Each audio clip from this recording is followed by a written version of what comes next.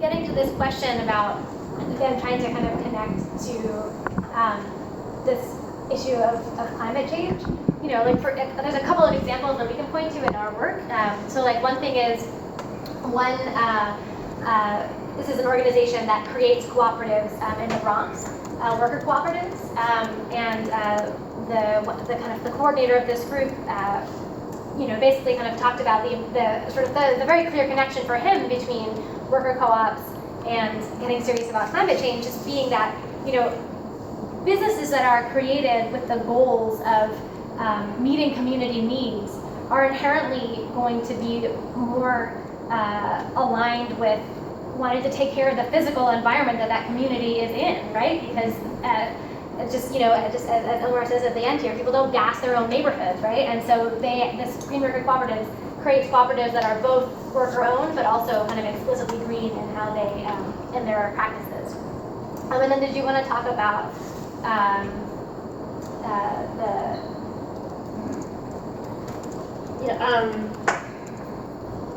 well, so really quick before, just on the topic of worker co-ops, if you could go back to the questions. Across the country there are a number of worker co-ops that are cleaning cooperatives, and along these lines, in thinking about not just community health and environmental justice, but workplace safety and health of working conditions. There are green cleaning, house cleaning cooperatives popping up all over the country, and they aren't using the harsh chemicals that they otherwise would have to use. And so that's just another example of thinking about environmental justice, of worker cooperatives being able to and if we saw worker cooperatives more across the economy, maybe they'd be able to internalize what otherwise is externalized, like pushed onto communities and onto the workers to bear those costs. And the other thing I wanted to raise with respect to surviving inevitable disasters after Hurricane Sandy in the Rockaways, a number of worker co-ops have been started to rebuild. And also to create jobs, because so many businesses were destroyed, so many people lost their jobs, so many people lost wealth and income, and so some worker cooperatives were created to build houses, to rebuild the houses, to do electrical work, to do a variety of the different things that the Rockaways needed to rebuild after Sandy, and that's keeping the wealth in that area at a time when that's so crucially important. And it's building on the solidarity that was created when neighbors were helping each other survive and get through it. And some of the other worker co-op funders and a supporting group, the Working World, is helping them do that and creating trainings. So this just foreshadowing, if we have a network that has of existing worker cooperatives that has the resources, some funding and training capacities to be able to support folks who are interested in starting these things up. That's a great resource to have ready when these things just kind of unexpectedly happen. And then just another example, with something that kind of connects to the talk from last night, which I know many of you were at, just that so many food co-ops and CSAs really prioritize getting their produce from small local organic farmers who we know are in fact helping the climate issue rather than making it worse. And so if we have more food co-ops, more CSAs that can support these farmers, again creating everybody helping each other meet our needs together once again.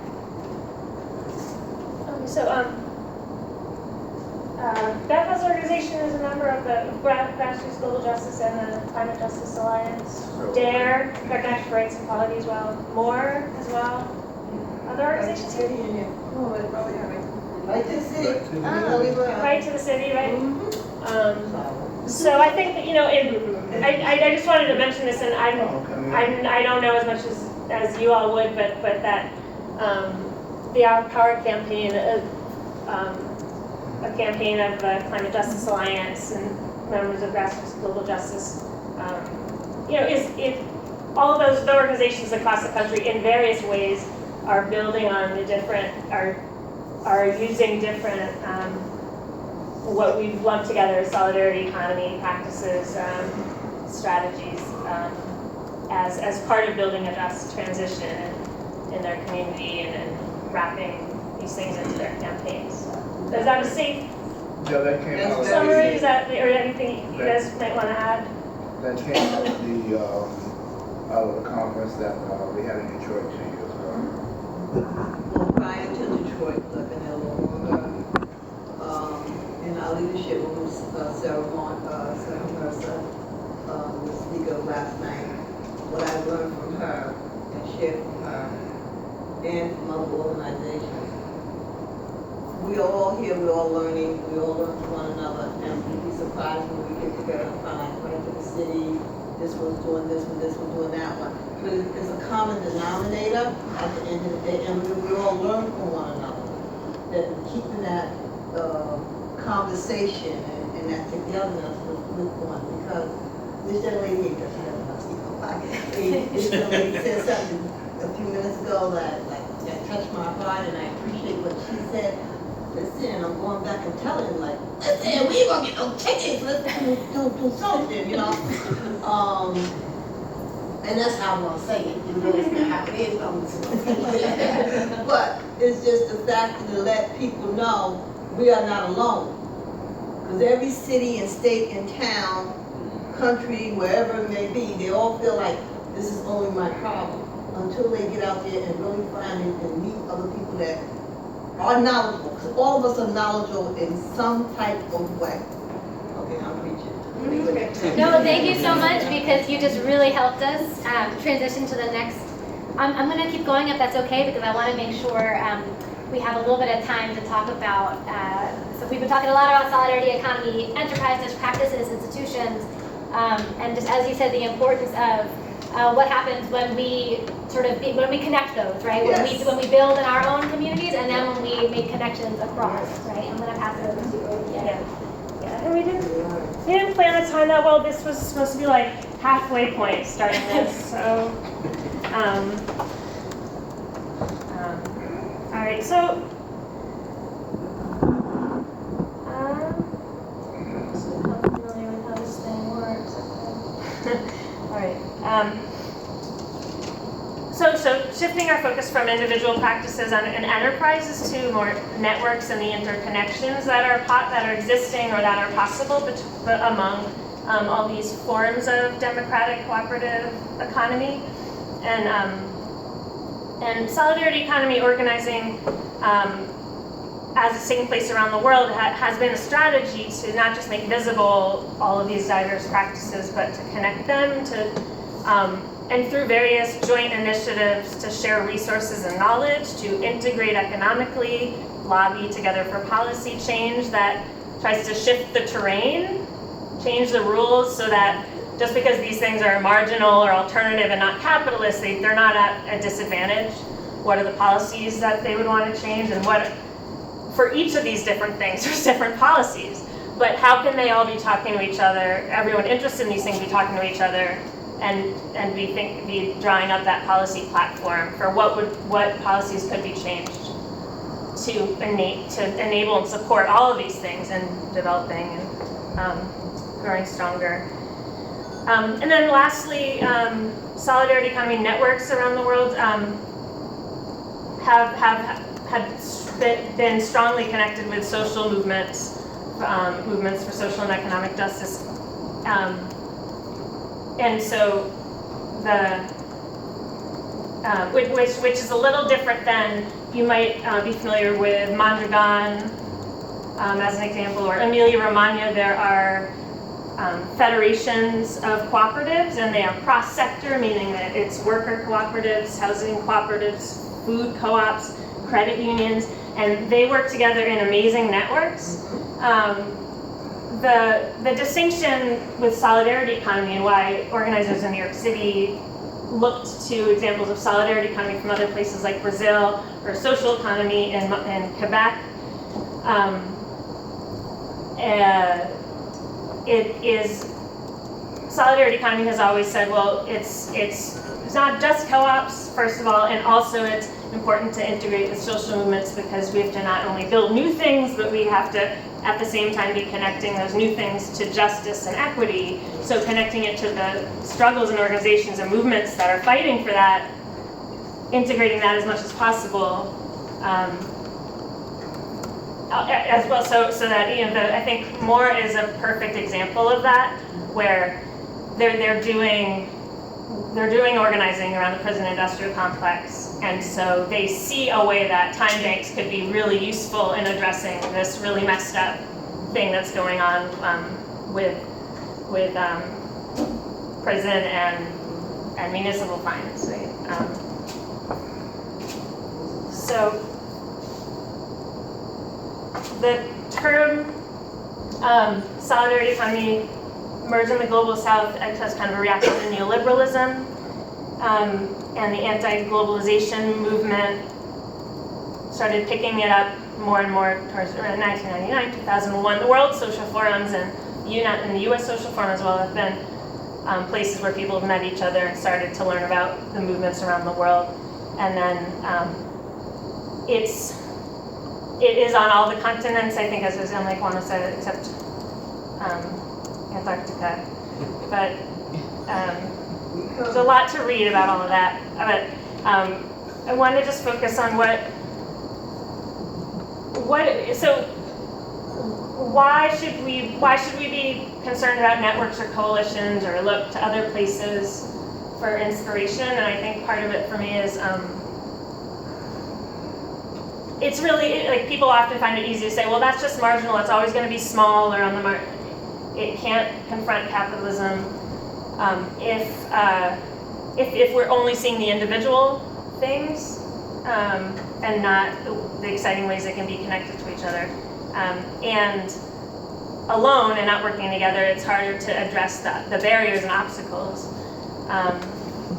So in Montreal, there's something that, or actually Quebec generally, there's something that's inspiring is they built a social economy alliance that includes not just all the associations of different types of cooperatives, but also a number of labor unions and women's organizations, indigenous groups, and as just one example of the power of bringing these different groups together is that some of these labor unions have used pension funds to fund new worker cooperatives.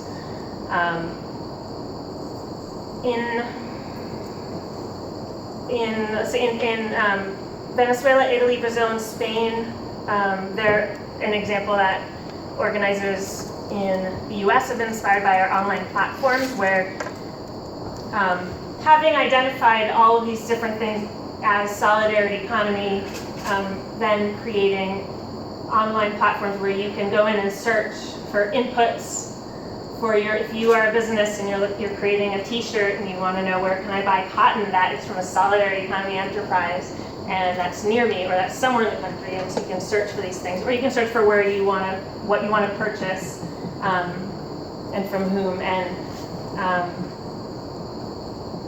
people connected to the US Solidarity Economy Network, which put on this forum in 2009, the t-shirt I'm wearing, are working to do similar mapping and have a vision for a similar type of platform. And they're talking to people in Italy, Brazil, Venezuela. They've been meeting with them and thinking about what can we draw on and use. And I'm just gonna move to New York City and try to do this really quickly so we can still have a few minutes of discussion. But Solidarity NYC has been around since 2009, but I think something important to say is some people see us and our website and think that we are a solidarity economy network or coalition, and we're not. We're like a very small collective of people that are trying to help support or catalyze or create the space for different groups to build relationships with each other. And there was always this idea, like maybe some kind of network or coalition would be great, but and Occupy raised the visibility of economic alternatives like these and helped people meet each other. But Solidarity NYC has been in 2012 and 2013 did about 40 interviews with different groups across all these different, what we call like sectors, like worker co-ops, food co-ops, also participatory budgeting we haven't mentioned yet, and asking them what ways are you already collaborating?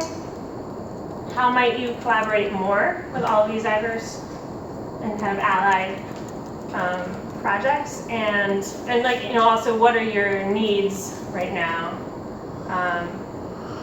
and what do you have to offer? And from that we released this report that you can get from our website, and then held a big gathering, and from there moved into a planning exploration process for what a coalition could look like with a number of organizations that were interested, and we did focus groups by sector to dig even more deeply into what could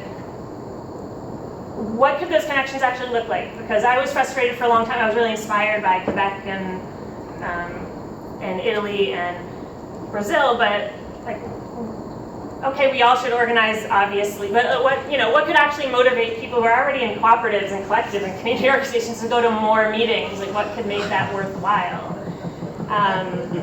So that's, you know, what really motivates me and I think all of us in trying to dig into that, to what are we actually doing together. This is just a map on our website, groups across the country. This is going to kind of go, this is skipping ahead a little bit, but after all this exploration, so this website's launched now for the Cooperative Economics Alliance of New York City, which Solidarity NYC's research and organizing kind of supported. And it includes food co-ops, community gardens, community-based organizations, especially membership-based organizations that are doing organizing around a range of economic and racial and social justice and immigrant justice issues, but at the same time are starting to incubate worker co-ops, or are engaging with participatory budgeting, or like the group Picture the Homeless is interested in starting community land trusts and housing cooperatives.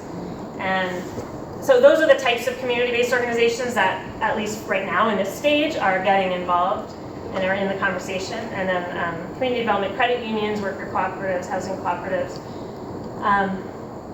And as if you visit the website, you'll see it's in an early form where people are signing up as members, and but from all the various discussions in various forums, there's this long list of things that people just saw roles that a coalition could play in building visibility, in strengthening organizations and supporting startups, collaborating to do technical assistance and training, collaborating to increase financing to all of these different groups, because co-ops can't get traditional bank loans as easily. But if worker co-ops and credit unions are talking to each other, and all of the staff of credit unions are learning what worker co-ops are, which even though credit unions are a form of co-op, high-level directors and credit unions often don't identify themselves as a co-op or know what a worker co-op is. But in the conversations we had, they were really excited about it, especially the community development credit unions, which are specifically dedicated to community development and especially low-income and working-class neighborhoods. And they were really excited about worker co-ops and wanted to learn more and learn how they could start lending more to them.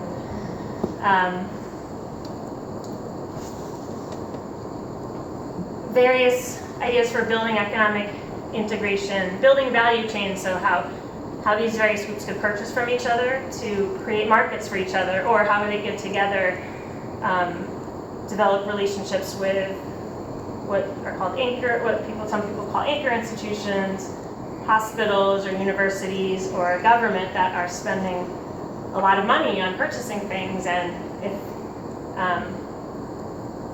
which they could be purchasing from solidarity economy enterprises.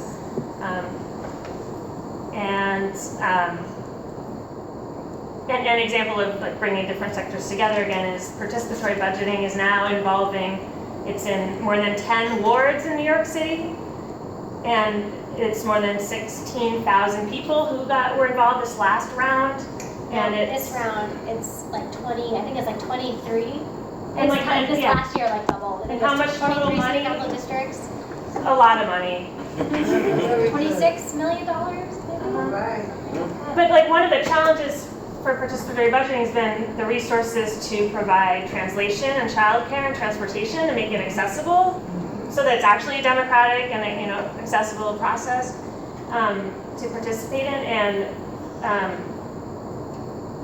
and those could be provided by worker co-ops. There are worker co-ops in New York City that provide those services, and there's been a new city council